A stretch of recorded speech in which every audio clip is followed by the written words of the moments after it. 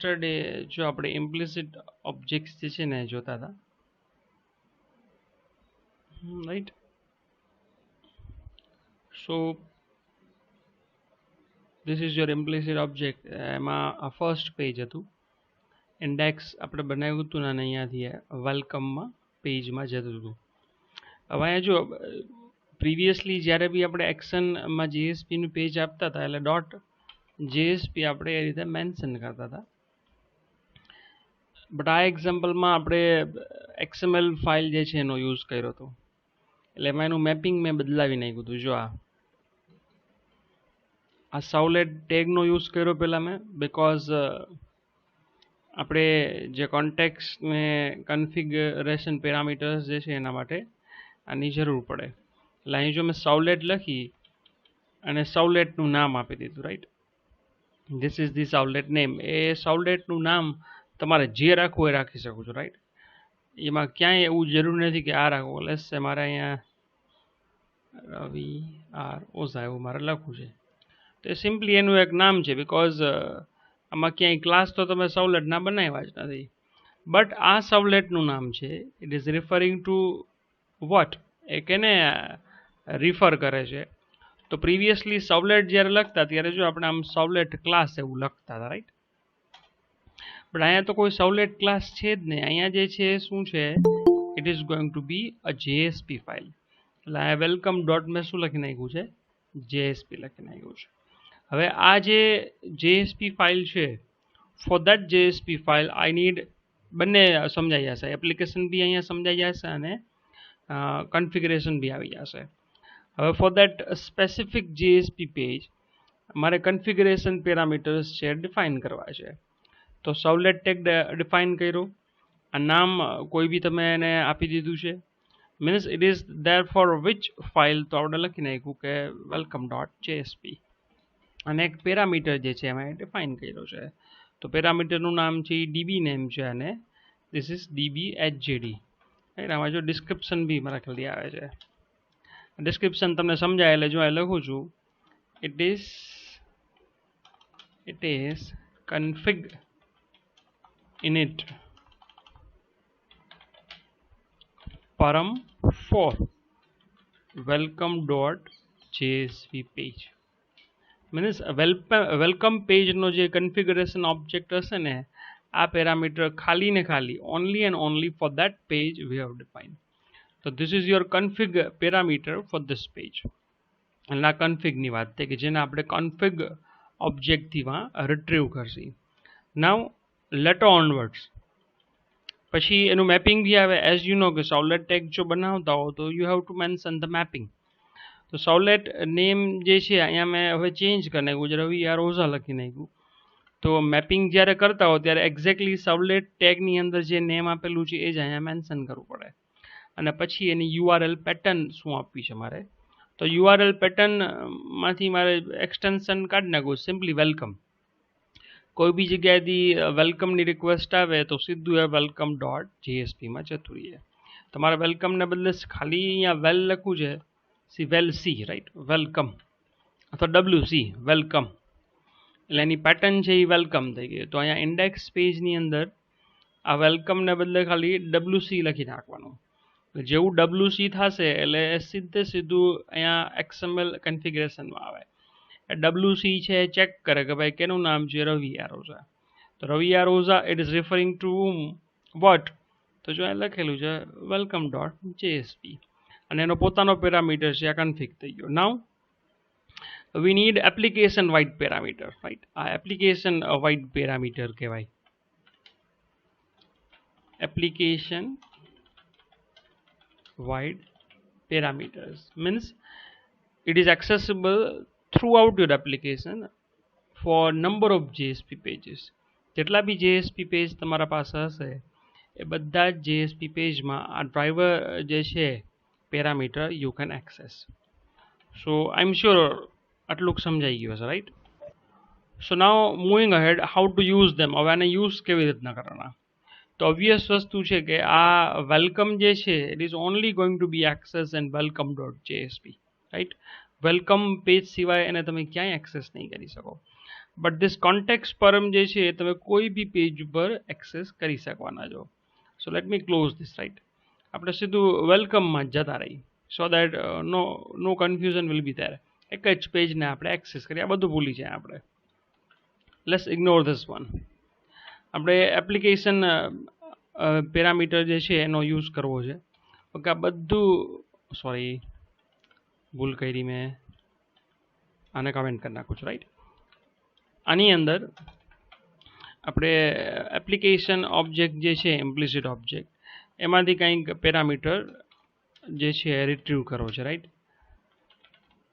તો અહીંયા એપ્લિકેશન ઓબ્જેક્ટનું નામ ઇમ્પ્લિસિટલી અવેલેબલ જ છે, એપ્લિકેશન હોય ડોટ get init parameter, અને in this bracket, sorry, in double quotes તમારો જે પેરામીટર છે એનું નામ તમારે અહીંયા દેવું પડે. સો વિધાઉટ કન્ફ્યુઝન, જો એપ્લિકેશન વાઇડ હોય એટલે કોન્ટેક્સ્ટ પરમ આવે, તો પેરામીટરનું નામ છે ડ્રાઈવર, તેને કોપી કરી અને ડ્રાઈવરને અહીંયા આપણે પેસ્ટ કરી દઈએ. તો આ એપ ઓબ્જેક્ટ જે છે એનો પેરામીટર ડ્રાઈવર જે છે અહીંયા રિટ્રીવ થશે. એલોંગ વિથ ધેટ આપણે સાથે સાથે કન્ફિગ બી જોવું છે, રાઈટ. તો અહીંયા પ્રિન્ટ ln કરી લેટ્સ હેવ ધી કન્ફિગ. તો config object param, તો config object param જે છે એ config માંથી આવે.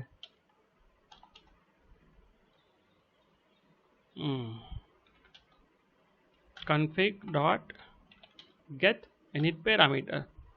તો આ પેરામીટરનું નામ જે છે તમારે પ્રોપરલી દેવું પડે કે ભાઈ પેરામીટરનું નામ શું છે. તો અગેન ગો ટુ હિયર. અહીંયા શું છે પેરામીટર, વેલકમ ડોટ જેએસપીનો પેરામીટર છે ડીબી નેમ છે. આ ડીબી નેમને હું અહીંયા પેસ્ટ કરી દઉં છું. સો તમારું કામ જો અહીંયા થઈ ગયું. બંને ઓબ્જેક્ટ્સ જે છે અહીંયા 1 by 1 એક એપ્લિકેશનમાંથી એક કોન્ફિગમાંથી આપણે યુઝ કરીએ. ચાલો, and run on server, next and finish.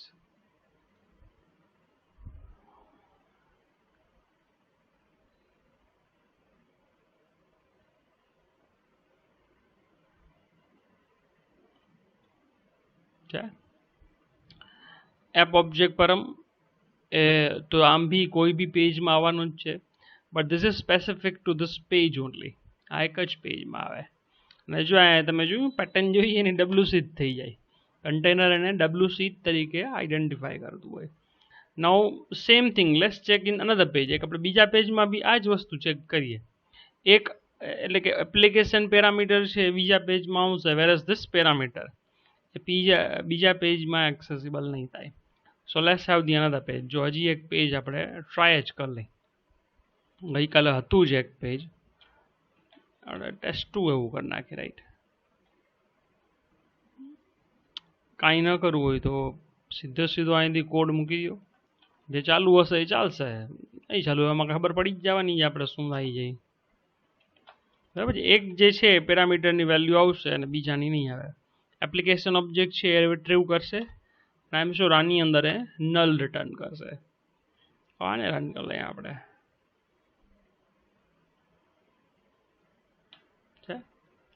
Because this is application wide parameter, બધા જ પેજમાં એપ્લિકેબલ થાય. માની લો બીજા પેજ માટે બનાવવું હોય તમારે આને માટે, તો XML ફાઇલમાં પહેલાં આખો સાઉલેટ ટેગ લખવો પડે અને પછી સાઉલેટનું મેપિંગ કરવું પડે. જો કરવું હોય તો કરીએ, જો આને કોપી કરવું પડે, રાઈટ. કોપી થઈ જાય પછી એની બરોબર નીચે રાઈટ હિયર અહીંયા સાઉલેટનું નામ આપવું પડે. લેટ્સ સે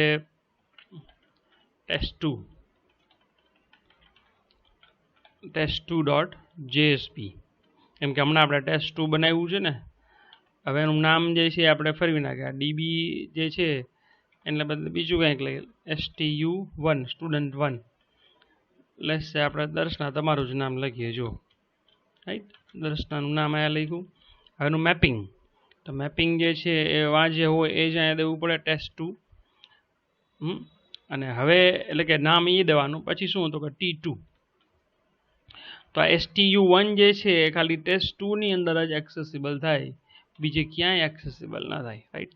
તો test2નો કોડ જે છે આપણે મોડિફાય કરવો પડે. જો અહીંયા આપણે એને કોપી કરીને નીચે લઈ લઈએ. અને અહીંયા શું આવે ખાલી એના પેરામીટરનું નામ, તો પેરામીટરનું નામ શું છે stu1, તો અહીંયા stu1 લઈ લ્યો અને અહીંયા ખાલી જો રિફ્રેશ કરીને આને ચેક કરી લઈ. સી હવે એને છે ને એક વખત રીરન કરવું પડે કેમ કે આપણે XML ફાઇલમાં મોડિફિકેશન કર્યા. હવે test2 ને વળી પાછું એકવાર રન કરીએ એટલે એ રિફ્રેશ ન થાય, રાઈટ. આપણે એક વખત એને રીસ્ટાર્ટ કરવી પડે એપ્લિકેશન આખી.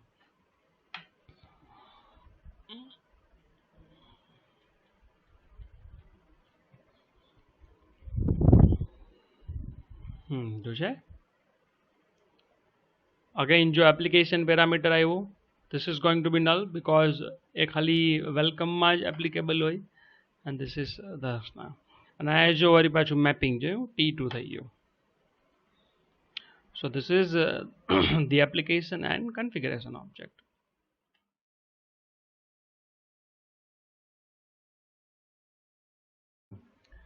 This is student bin, right? And this is our index page. From this index page, two elements are there which are passing to the load.jsp file. So let's go to the load.jsp. Yes.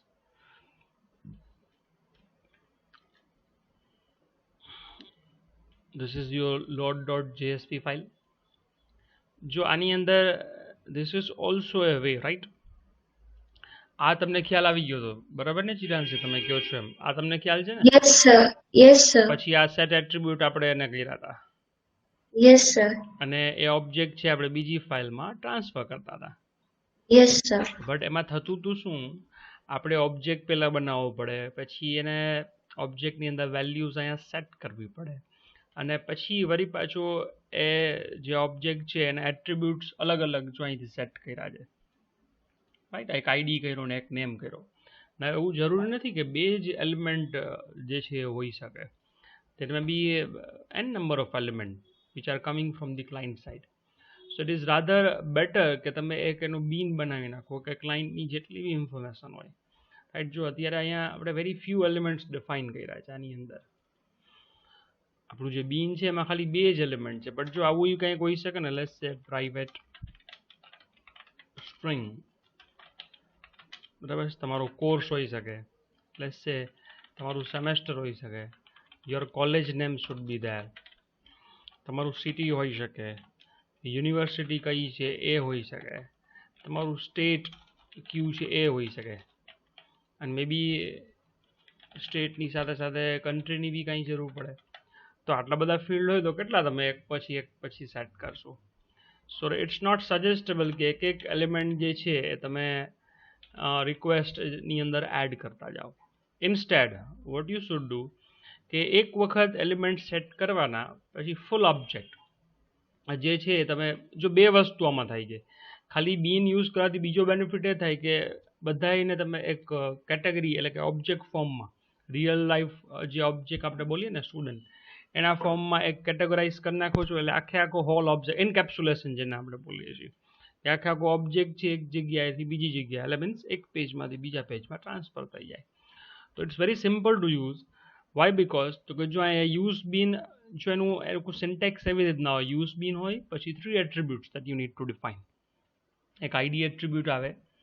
ID એટલે કે જે અહીંયા મેં ઓબ્જેક્ટનું નામ લખ્યું છે ને st1, this is my ID, એટલે કે ઓબ્જેક્ટનું નામ કહેવાય. ધેન ધી ક્લાસ એટલે કે ન્યૂ પછી અને ઓબ્જેક્ટ નેમની પહેલાં જે ક્લાસનું નામ લખો છો એ ફુલી ક્વોલિફાઈડ નેમ હોય એટલે કે package name and class name હોય. અને પછી જે આ સ્કોપ છે ને આપણે કેમ અહીંયા રિક્વેસ્ટની અંદર એટ્રીબ્યુટ સેટ કર્યું છે, મીન્સ આપણા જે આ બંને પેરામીટર છે એ રિક્વેસ્ટની અંદર આપણે એડ કર્યા છે સો દેટ નેક્સ્ટ પેજમાં આપણે એને ફેચ કરશી. એને બદલે સ્કોપ આવે. સ્કોપ છે 4 ટાઈપના હોય. જો આ રિક્વેસ્ટ આવે, પેજ આવે, સેશન આવે અને એપ્લિકેશન આવે. તો આપણે એને સેશન યુઝ કરીએ છીએ સો દેટ જ્યારે બી આ કરંટ પેજની રિક્વેસ્ટ બીજા પેજમાં જશે એટલે સેશનની અંદર આ ઓબ્જેક્ટ છે ઇનબિલ્ટ અવેલેબલ જ હશે, બરાબર છે. તો ધીસ ઇઝ વોટ કે પહેલાં આપણે ઓબ્જેક્ટને ડિફાઇન કરી નાખ્યો અને સ્કોપ આ કરી નાખ્યો. પછી આને તમારે એક્સપ્લિસિટલી ક્યાંય મોકલવું ન પડે. પછી એક વખત આ ઓબ્જેક્ટ બની જાય, વન્સ ધીસ ઇઝ ડિફાઇન, તો એની પ્રોપર્ટીઝ જે છે તમારે સેટ કરવી પડે. તો પ્રોપર્ટીઝ જે છે એ કેવી રીતના સેટ થાય? સેટ પ્રોપર્ટી પછી પ્રોપર્ટીનું ઇટ ઇઝ અ ટેગ, હા, જેએસપી સેટ પ્રોપર્ટી. એ ક્યારે એપ્લિકેબલ થાય? અહીંયા જો યુઝ બીન કરેલું હોય તો સેટ પ્રોપર્ટી પછી પ્રોપર્ટીનું નામ આવે. હવે પ્રોપર્ટીનું નામ એટલે કયું નામ હોય? અહીંયા જે મેમ્બર ડિક્લેર કર્યા હોય ને તમે, SIDN એસ નેમ, એ પ્રોપર્ટીનું નામ આવે. એટલે જો બંને પ્રોપર્ટીના નામ લખ્યા છે, પછી એ કયા ઓબ્જેક્ટની છે? તો ધીસ ઓબ્જેક્ટ, એટલે આ ઓબ્જેક્ટનું અહીંયા નામ લખ્યું છે. આ નેમ મીન્સ આનું પ્રોપર્ટીનું કે વેલ્યુનું એને કાંઈ કન્સર્ન નથી. ધીસ નેમ મીન્સ યુઝ બીન ઓબ્જેક્ટનું નેમ છે. અને વેલ્યુ જે છે તમારે જે આપવી હોય તમે આપી શકો છો. It can be anything. અત્યારે અહીંયા ખાલી 1 લખેલું છે. 1 ને બદલે એકચ્યુઅલી 1 તો સી સ્ટેટિક વેલ્યુ થઈ જાય, એટલે આનો આમ જોવા જાવ તો કાંઈ યુઝ જ ન થાય, રાઈટ? બધું આપણે જવા દઈએ 1 મિનિટ માટે. આપણે એક જ પેજમાં સેટ અને ગેટ જોઈ લઈએ, રાઈટ? જેવું આ પેજ આવશે એટલે 1 અને આ જે છે અહીંયા આવશે. હવે એને જ આપણે અહીંયા ડિસ્પ્લે કરવું છે આપણે કે શું છે SID. તો જેમ સેટ પ્રોપર્ટી લીધું છે એમ અહીંયા ગેટ પ્રોપર્ટી લઈ લેવાનું. તેનું નામ જે છે અહીંયા ડિસ્પ્લે થશે ગેટ પ્રોપર્ટી. પ્રોપર્ટીનું નામ શું? આ. અને વેલ્યુ ના આવે આની અંદર. તેની જે બી વેલ્યુ છે એ ફેચ થઈને અહીંયા પ્રિન્ટ થઈ જાય. માની લ્યો એસ નેમ આપણે જોઈએ છે, તેને કોપી કરીને અહીંયા નીચે લઈ લ્યો તો અહીંયા ગેટ પ્રોપર્ટી અને ધીસ ઇઝ નેમ. અને વેલ્યુની અહીંયા કંઈ જરૂર નથી, કેમ કે વેલ્યુ તો ઉપર સેટની અંદર આપણે સેટ કરી હોય. હવે જો સીધું આ પેજને આપણે એક જ પેજને રન કરીએ, forget the other pages, right? Let's run this page.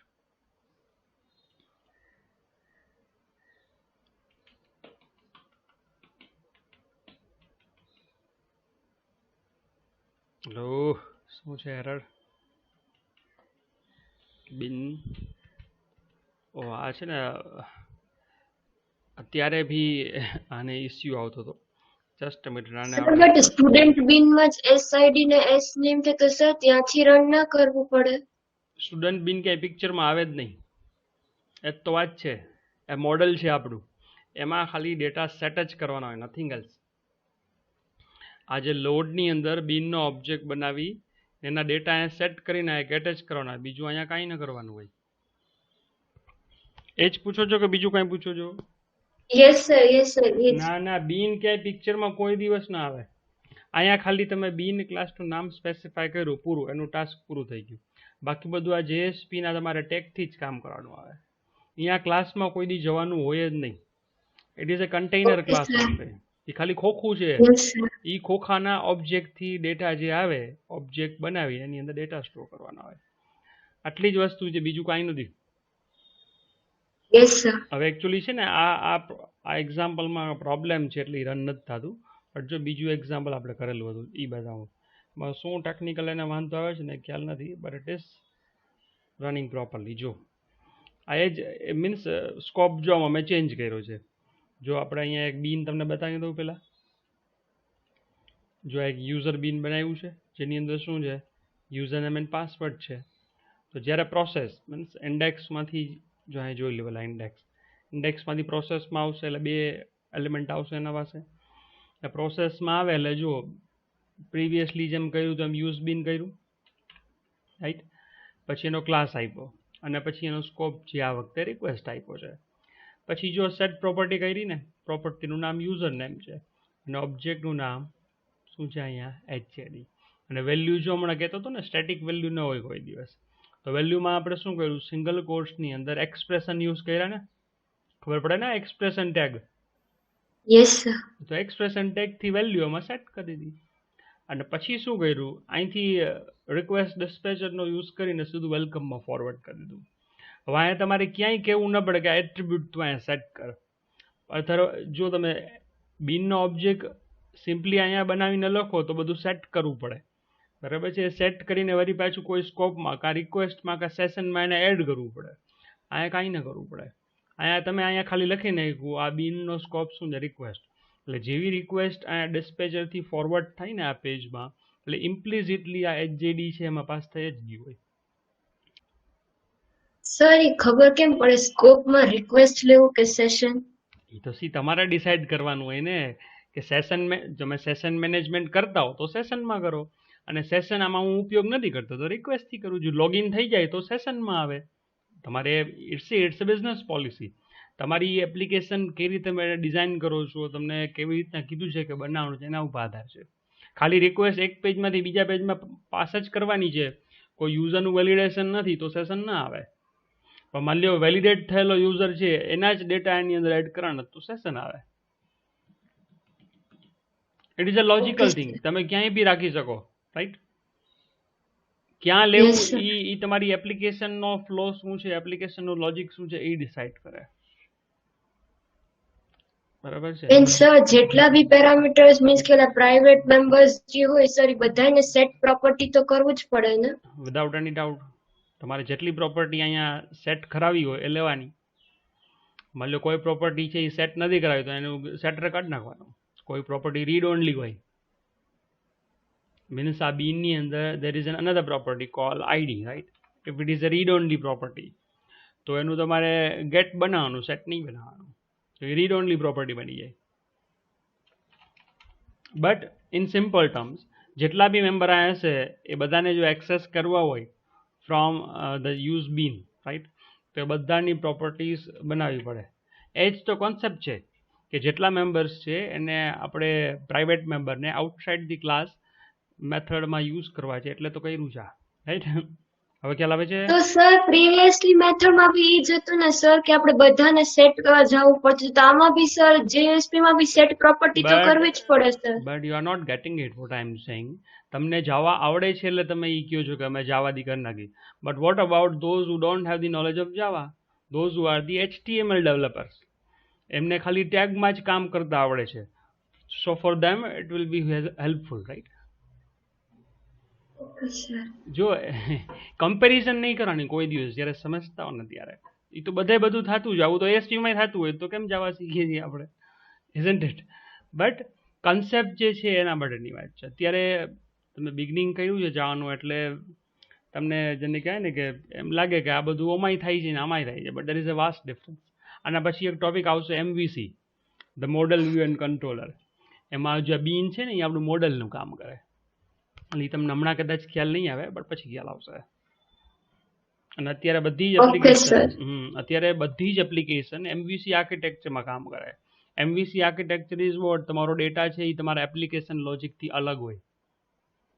આપણે આપણો ડેટા છે એ બીનમાં નાખી દીધો, એ એપ્લિકેશન લોજિકથી અલગ થઈ ગયો. પછી ડેટા સાથે કાંઈ બી પ્રોસેસ કરવાનું હોય ને તો એ બીનમાં કરવાનું હોય.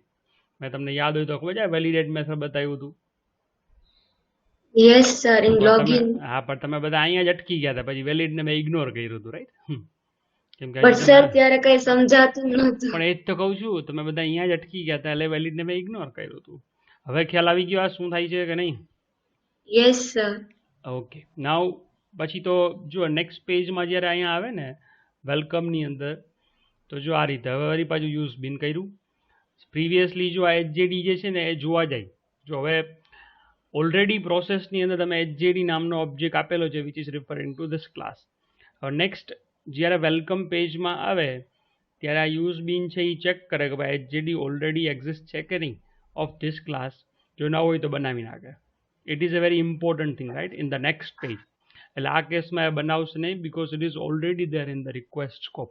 રિક્વેસ્ટ સ્કોપમાં હશે જ. એટલે અહીં ખાલી તમારે શું કરવાનું એ વાંચી લ્યો, get. Yes right, sir, get property. ખાલી get property આવે. So this is your use bean.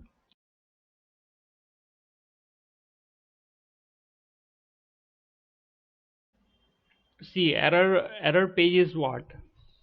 Now suppose that your page is having an error, right? Okay, એક નવું એક્ઝામ્પલ જો બતાવું છું. એક્લિપ્સ બતાવી છે ને બધાને? Hello, yes sir. હા, જો હવે જોજો. હા, નુસરત તમે એક્ઝામ્પલ જોશો એટલે ખ્યાલ આવી જશે. એરર પેજ ડેમો, રાઈટ, એવું બનાવું છું. Now suppose I am having a page, right? હું એક પેજ બનાવું છું અહીંયા. Let's say P1. Now in this page I have a code, right? હું એની અંદર એક કોડ લખું છું. Integer n is equal to 100 divided by 0. Now let's run this code. આ કોડને હું રન કરું છું. શું થશે? What is going to happen?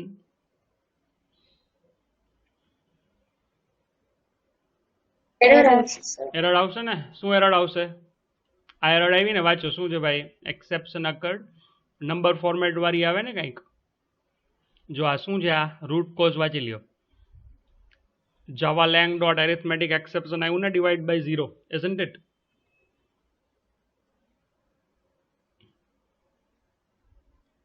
આવે છે ને એરર? ખ્યાલ આવે છે કે નહીં આ વસ્તુનો? Yes sir. હવે આ જે એક્સેપ્શન આવી ને એ આપણે આ પેજમાં એને એઝ ઇટ ઇઝ ડિસ્પ્લે કરી દીધી. નાઉ વોટ વી વોન્ટ કે આ પેજમાં કાંઈ બી એરર આવે ને તો આપણે એના માટે એક એરર પેજ આપશે. Means this is going to B my error page which is handling તો ન કહેવાય, રાધર હેન્ડલ તો કરી શકો કરવી હોય તો, વિચ ઇઝ ડિસ્પ્લેઇંગ એરર્સ, રાઈટ. એનું કામ શું છે? ખાલી તમારા કોઈ બી પેજમાં it is an application wide તમે એવું કોઈ પેજ બનાવી શકો. મીન્સ એપ્લિકેશનની અંદર કોઈ બી જગ્યાએ એરર આવે તો સીધું જેટલા બી તમારા જેએસપી પેજ હોય ને એમાં એટ્રીબ્યુટ સેટ કરવાનો પેજ લેવલે. એરર પેજ શું છે? My error dot JSP. તો આ પેજ તમારે બનાવવું પડે, right. Let's define this page. Next and finish. Now આ પેજની અંદર તમારે એક પેજ એટ્રીબ્યુટ સેટ કરી દેવાનો, is error page equal to true. આટલી વસ્તુ જો કરી દો એટલે જો અહીંયા આપણા ડેલિમિટર્સ આવ્યા, અહીંયા out dot print L N, out dot print, અહીંયા ખાલી એક હેડિંગ આપી દેવાનું એરર, અને અહીંયા ડબલ કોટ્સ પૂરા કરીને જો આ રીતે તમે લખી શકો એક્સેપ્શન. બરાબર. જો આ ન આપો ને તો જો અહીંથી અને કંટ્રોલ એક્સ કરી નાખ્યું તો જો એને એક્સેપ્શન નહીં મળે. બિકોઝ તમે એમ જ્યારે લખો ને કે ઇઝ એરર પેજ ટ્રુ ત્યારે આ પેજ માટે એક એક્સેપ્શન ઇન્ટરનલ ઓબ્જેક્ટ બની જાય. આપણે ખબર છે એપ્લિકેશન અલા ઇમ્પ્લિસિટ ઓબ્જેક્ટ્સ જોયા હતા, 9 ઇમ્પ્લિસિટ ઓબ્જેક્ટ્સ, એમાં એક્સેપ્શન બી એક હતું. પણ એપ્લિકેબલ ક્યારે થાય? તમે કોઈ બી પેજની અંદર મીન્સ કોઈ બી પેજને તમે એરર પેજ બનાવી દો તો. નાવ it is an error page, અહીંયા આપણે મેન્શન કરી દીધું is error page equal to true. તો એના માટે એક ઇમ્પ્લિસિટ ઓબ્જેક્ટ એક્સેપ્શન છે હવે મળશે. અને અહીંયા આપણે શું કીધું છે P1ની અંદર કે અમારું એરર પેજ કયું છે? My error dot JSP. હવે આ પેજમાં કાંઈ બી એરર આવશે એ સીધી ડિસ્પ્લે ક્યાંથી થશે? આ એરર પેજની અંદરથી. So now it is a generic page. કોઈ બી પેજ એની એરર છે એને હેન્ડલ કરશે. જો આને રન કરીએ આપણે,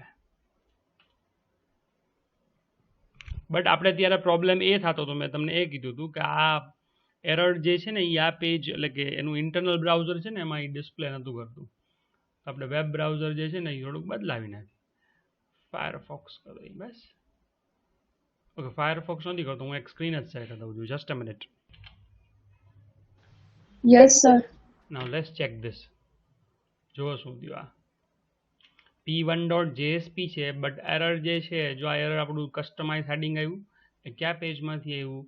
આપણું જે આ ધીસ પેજ જે છે ને, સોરી આ પેજ જે છે ને એરર પેજ અહીંયાથી આવે છે. હવે ખ્યાલ આવે છે? મીન્સ કોઈ બી પેજ હો, let's have the another page. જો હું નવું જેએસપી પેજ બનાવું છું, લેટ્સ સે P2. આ P2ની અંદર જો હું આવું કંઈક કરું છું સ્ટ્રિંગ, હવે એસ સ્ટ્રિંગ એસ લખ્યું. હવે out dot print L N S dot length, એવી રીતના હું કરું છું, રાઈટ. હવે જોજો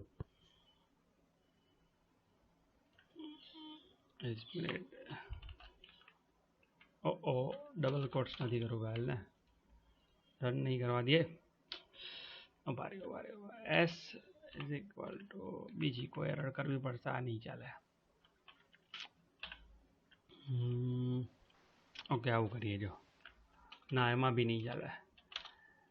આ નથી ચાલશે. હવે કનેક્શન, રાઈટ, CN અહીંયા આપણે જવા દઈએ આને CN dot get catalog, right, is equal to null. હવે જોજો આ પેજને હું રન કરીશ તો આ મેથડ છે તો કંઈ રન જ નથી થવાની ને. જોજો હવે શું થાય છે. બટ અહીંયા મારે શું કરવું પડે? એરર પેજ દેવું પડે કે ભાઈ એરર છે એ ક્યાંથી હેન્ડલ થવાની છે. તો એરર પેજ આપણું કયું છે? My ERR dot JSP. આને હું રન કરું છું.